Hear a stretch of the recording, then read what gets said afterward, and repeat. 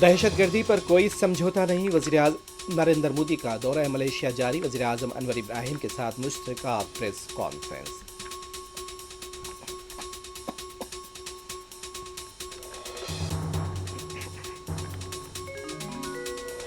نامپلی کے فورنسک اور computer lab آگ کی واقعے کی جانچ جاری، ڈی جی ویجیلنس شیکھا گوئل نے متاثرہ مقام کا کیا دورہ، کمپیوٹر لیب کے نقصان کا کیا اعتراف، مین اسٹریم اور سوشل میڈیا کے دعووں کو کیا مسترد، کہا 2 کیسوں کا ڈیٹا اور مواد محفوظ۔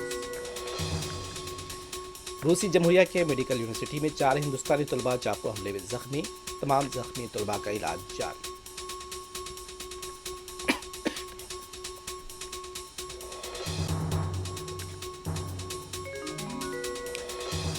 جاپان میں قبل از وقت انتخابات، شدید برف باری کے باوجود ووٹنگ جاری، وزیر اعظم سانائے تکائچی کے اتحاد کو واضح اکثریت کی ہے امید۔